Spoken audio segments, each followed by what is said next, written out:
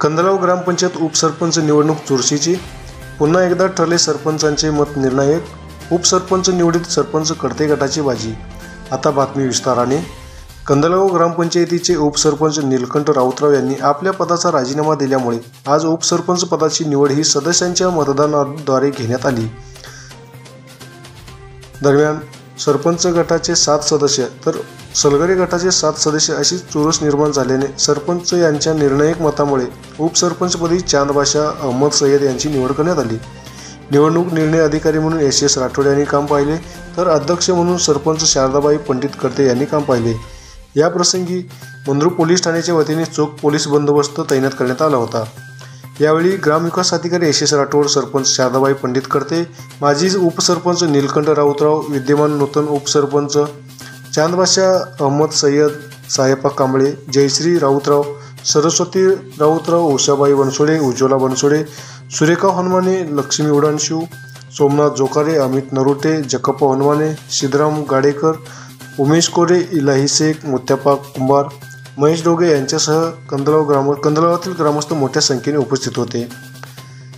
दरम्यान सदरचे वृत्त संकलन हे आमच्या लोकतंत्र डिजिटल न्यूज मराठी चॅनलचे उपसंपादक राहुल ओडेनशेव यांनी केले आहे।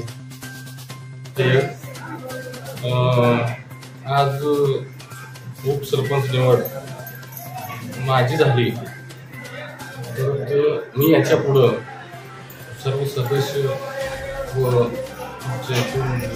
हे काकू आमचे सरपंच हे आम्ही समजून व्यवस्थित कारभार करू।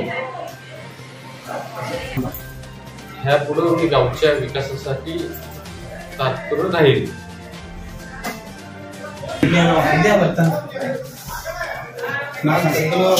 ग्रामपंचायत येथे उपसरपंच निवडीचा कार्यक्रम होता। त्यामध्ये आमच्या गटातून माझे मित्र चांदबाशा अहमद सय्यद यांची निवड झालेली आहे। आणि यापुढे याच्या अगोदर माझं निवड झालं होतं की 6 महिन्याचा मी टप्प्यामध्ये घालून घेत होते।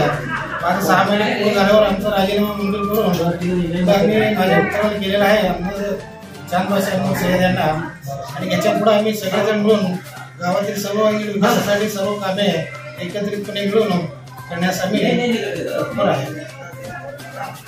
आज ग्रामपंचायत उपसरपंच निवडीचा कार्यक्रम घेण्यात आला।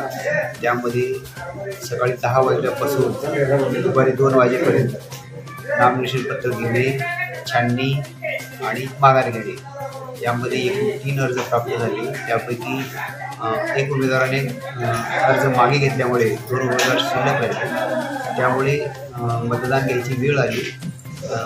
मतदान पद्धतीने मतदान घेतला गेला। त्यामध्ये दोन्ही उमेदवारांना समसमान मते मिळाली।